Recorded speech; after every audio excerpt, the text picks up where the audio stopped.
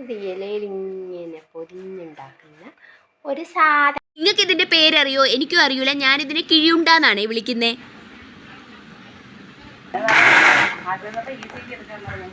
അപ്പോൾ ഇന്ന് ഞായറാഴ്ച സെറ്റ് ഡേ. ഇന്ന് വറുത്തരച്ച് കൊഞ്ച് തീയലൊക്കെ വെക്കണം എന്ന് പറഞ്ഞിരിക്കുകയാണ്. ആശാൻ ഇന്ന് ഭയങ്കര മൂഡിലാണ്.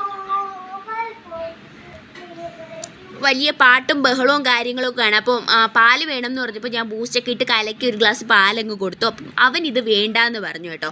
അവൻ ഈ ലുക്ക് നോക്കിയാണ് ഭക്ഷണം കഴിക്കുന്നത്. ഇത് കൊള്ളത്തില്ല അമ്മ, എനിക്ക് വേണ്ടാന്ന് പറഞ്ഞു. സത്യം പറഞ്ഞാൽ ഇതിൽ പയറാമ്മ വെച്ചേക്കുന്നത്. പയർ എനിക്കധികം അങ്ങോട്ട് ഇഷ്ടപ്പെട്ടില്ല. എനിക്ക് തേങ്ങയും തിരുവി ശർക്കര ഇടുന്നത് സൂപ്പറാണ്, അടിപൊളി ടേസ്റ്റാണ്. അപ്പോൾ ഞാനത് അമ്മയോട് പറയുകയും ചെയ്തു. അപ്പോൾ അമ്മ പറഞ്ഞു തേങ്ങ കുറവായതുകൊണ്ടാണ് ഇങ്ങനെ ആക്കിയെന്ന്. എന്തായാലും കഴിച്ചു ഞാൻ.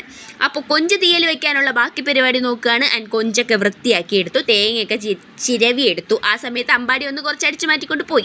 എന്നിട്ട് അമ്മയാണ് പറഞ്ഞു തരുന്നത് വറുത്തരച്ച് കൊഞ്ച് തീയൽ വെക്കാൻ, അല്ലാതെ വെക്കാൻ എനിക്കറിയില്ല. അപ്പോൾ ആളീ പറയുന്നത് ഹോസ്പിറ്റലിൽ വെച്ചിട്ട് മെഡിക്കൽ കോളേജിൽ പോയപ്പോഴത്തേനും ഒരു പുതിയ കൂട്ടുകാരിയെ കണ്ടുപിടിച്ചു. കൂട്ടുകാരിയുടെ വിശേഷങ്ങളാണ് അമ്മ പറയുന്നത്. ചില സുഹൃത്തുക്കൾ ഇങ്ങനെ പ്രതീക്ഷിക്കാതെ വരും, നമുക്ക് ഭയങ്കരമായിട്ട് ഇഷ്ടപ്പെടും എന്നൊക്കെ പറഞ്ഞ് ഇങ്ങനെ പറയുകയാണ്. പിന്നെ കൂട്ടത്തിൽ ഞങ്ങൾ കുറേ റീലിൻ്റെ വിശേഷങ്ങളും കാര്യങ്ങളും ഒക്കെ ഇങ്ങനെ സംസാരിക്കുന്നുണ്ടേ. ഇങ്ങനെ കാര്യമൊക്കെ പറഞ്ഞ് ഇങ്ങനെ കുക്ക് ചെയ്യുമ്പോൾ അല്ലെങ്കിൽ ഇത് എന്തെങ്കിലുമൊക്കെ ചെയ്തുകൊണ്ടിരിക്കുമ്പോൾ പെട്ടെന്ന് കാര്യമൊക്കെ നടക്കും പോലെ തോന്നും. നിങ്ങൾക്ക് അങ്ങനെയാണോ? അങ്ങനെ പറഞ്ഞ് ഞങ്ങളുടെ ഫേവറേറ്റ് ഒരു കാര്യം ഇങ്ങനെ പറയാണ്. രണ്ട് പേരുടെ വീഡിയോ ഒക്കെ ചെയ്യുന്ന ചില ചേട്ടന്മാരുടെയൊക്കെ കാര്യം പറയുക.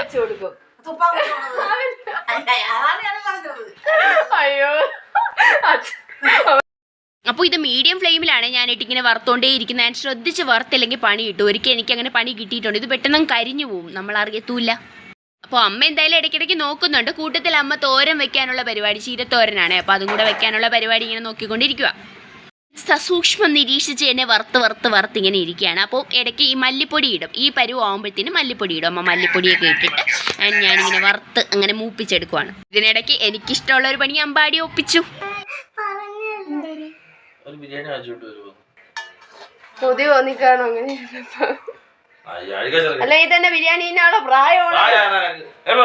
അപ്പോൾ കുറച്ച് നേരം അവനായിട്ട് വട്ടാക്കുന്നുണ്ട്. എന്തായാലും അമ്പാടിക്കണ്ണം പറഞ്ഞതല്ലേ ചേട്ടൻ വാങ്ങിച്ചു കൊടുക്കാതിരിക്കില്ല. അപ്പോൾ എനിക്ക് മുള്ളിലൊരു ചാഞ്ചാട്ടം വന്നു. ഞാൻ പറഞ്ഞു ഒരു 7 കൂടെ വാങ്ങണേന്ന് കൂട്ടത്തിൽ. അങ്ങനെ റെഡി ആയിട്ട് രണ്ടുപേരും കൂടെ പോവുകയാണ് കളിച്ച് ചിരിച്ച് ബിരിയാണി വാങ്ങാൻ. ഇനി അടിച്ചു പിരിഞ്ഞിട്ട് തിരിച്ചു വരാതിരുന്നാൽ കൊള്ളാം. ഇപ്പോഴേ അടിയുടെ ലക്ഷണങ്ങളൊക്കെ ഞാൻ കാണുന്നുണ്ട്. അപ്പോൾ ആശാൻ ഈ വീഡിയോ എടുക്കുന്നത് അങ്ങോട്ട് പിടിച്ചിട്ടില്ല. കുറച്ച് കഴിഞ്ഞ് എന്നോട് വന്ന് സോപ്പിട്ട് ഉമ്മയൊക്കെ തരുന്നുണ്ടേ. രണ്ടെണ്ണത്തിനെയും പറഞ്ഞു വിട്ടിട്ട് തീയലിനുള്ള ബാക്കി പരിപാടി ഞാൻ ഓടിപ്പോയി നോക്കുകയാണ്. ഈ തീയലും അടുപ്പത്ത് വെച്ചിട്ട് വേണം. ഇനി ഞാൻ അന്ന് എടുത്തുകൊണ്ട് പോയി വിഷുവിന് എടുത്തുകൊണ്ട് പോയി ചേച്ചിയുടെ സാരി എല്ലാം കൂടി ഇരിക്കുന്നുണ്ട്, അതിനെയൊക്കെ ഒന്ന് കഴുകണം. അപ്പോൾ ഞാൻ നേരെ തീയലിനുള്ള കാര്യങ്ങളെല്ലാം കൂടെ വറുത്ത് വെച്ചിരിക്കുമല്ലേ, അതെല്ലാം കൂടെ എടുത്ത് പൊടിച്ച് കുറച്ച് മഞ്ഞപ്പൊടിയും പുളിയും കൂടെ ഇട്ടിട്ട് കുറേശ്ശെ വെള്ളം ചേർത്ത് നന്നായിട്ട് അരച്ചെടുക്കുക. നല്ല പേസ്റ്റായിട്ട് അരച്ചെടുക്കുന്നുണ്ട്. പേസ്റ്റായിട്ട് അരച്ചെടുത്ത് നമ്മുടെ തീയലിൽ കൊഞ്ചിൽ കുറച്ച് 2 മുളകും പച്ചമുളകും അതുപോലെ തന്നെ ഈ നമ്മുടെ കട്ട് ചെയ്ത് വെച്ച ഉള്ളിയും ഈ വറുത്ത അരപ്പും കൂടെയൊക്കെ ഇട്ടിട്ട് ഒരു കറിവേപ്പിലയും കൂടെ അങ്ങ് ഇട്ട് കൊടുത്തു. എന്നിട്ട് അടുപ്പത്തേക്ക് വെച്ച് തിളപ്പിക്കാൻ വേണ്ടി വെച്ചിട്ട് ഞാൻ നേരെ ചേച്ചിയുടെ ഡ്രസ്സും എടുത്ത് അതൊക്കെ വാഷ് ചെയ്ത് ഉണക്കി സെറ്റാക്കി തിരിച്ചു കൊടുക്കണം എന്നുള്ള പ്ലാനിൽ എല്ലാം കഴുകാൻ വേണ്ടി പോവാണ്. അപ്പോൾ ഇത് കഴുകിക്കൊണ്ടിരിക്കുമ്പോൾ ആശാൻ, അതായത് അപ്പുചേട്ടനും അമ്പാടിക്കണ്ണനും കൂടെ രണ്ടുപേരും കൂടെ വന്നിട്ട് വിളിക്കുകയാണ്. എന്നിട്ട് ചേട്ടൻ പറഞ്ഞു അത് കഴുകിയത് മതി, അത് നീ അവിടെ വെച്ചിട്ട് വായോ, നമുക്ക് കഴിക്കാമെന്ന്. കാരണം അമ്പാടിക്കണ്ണന് കൊതി സഹിക്കാൻ വയ്യാതെയല്ലേ അച്ഛനെ വിളിച്ചുകൊണ്ട് പോയിരിക്കുന്നത്. അപ്പോൾ ഞാൻ വിചാരിച്ചു എന്തായാലും അവർ വന്നില്ല, ഇനിയിപ്പോൾ കഴിച്ചിട്ടൊക്കെ ബാക്കി കണ്ടിന്യൂ ചെയ്യാമെന്ന്. ചാർലിക്കുട്ടൻ എന്നെ വിളിക്കാനായിട്ട് ഇങ്ങനെ നടപ്പുണ്ട്. അവൻ എന്തായാലും മനസ്സിലായെന്ന് തോന്നുന്നു ബിരിയാണിയാണ് വാങ്ങിയെന്നുള്ളത്. അപ്പോൾ എന്തായാലും വലിയൊരു ബോട്ടിൽ 7 ചേട്ടൻ വാങ്ങിക്കൊണ്ട് വന്നത്. അപ്പോൾ എനിക്കങ്ങ് സന്തോഷമായി, എന്തായാലും 7 കിട്ടിയല്ലോ. അപ്പോൾ ഇനി ഇതിനെല്ലാം കൂടെ എടുത്തിട്ട്, അതായത് നമ്മുടെ കുറ്റുമൂട് നിന്നാണ് മേടിക്കുന്നത് കേട്ടോ നമ്മുടെ എന്താണ് ചിക്കൻ ബിരിയാണി. അതിനകത്ത് ചിക്കൻ ഫ്രൈയും 1.5 കിലോ ചിക്കൻ ബിരിയാണി മേടിക്കുമ്പോൾ ഒരു 2 മുട്ടയൊക്കെ കാണും. 2 മുട്ട കാണും, ചിക്കൻ ഫ്രൈ കാണും, ചിക്കൻ്റെ വലിയ പീസ് കാണും. അപ്പോൾ എനിക്കിതിൽ ഏറ്റവും ഫേവറേറ്റ് എന്ന് പറയുന്നത് റൈസാണ്. റൈസ് ഭയങ്കര ഇഷ്ടമാണ്. അമ്പാടിക്കണ്ണനും അതുപോലെ. അപ്പോൾ ഞാൻ അവന് കുറച്ച് കൂടുതൽ റൈസ് കൊടുക്കും. പിന്നെ ചിക്കൻ പീസ് അങ്ങനെ വലിയ നിർബന്ധമൊന്നുമില്ല ആശാന്. അപ്പോൾ എനിക്കും അങ്ങനെ തന്നെയാണ്. ഞങ്ങളെല്ലാവരും കൂടെ കഴിച്ചു. ഇനിയിപ്പോൾ എന്തായാലും ഉച്ചയ്ക്ക് നമ്മുടെ തീയൽ വേണ്ടി വരത്തില്ല, ചോറ് കഴിപ്പ് കാണത്തില്ല ആർക്കും. അപ്പോൾ വൈകുന്നേരത്തേക്ക് മതി. ഇനിയിപ്പം മാമനും ഞാനും ചേട്ടനും അമ്പാടിക്കണ്ണനും ഒക്കെ ബിരിയാണി കഴിക്കും. അപ്പോൾ അമ്മ കഴിക്കത്തില്ല കേട്ടോ. അമ്മയ്ക്ക് ഈ ബിരിയാണി അത്രയ്ക്ക് അങ്ങോട്ട് ഗോളല്ല.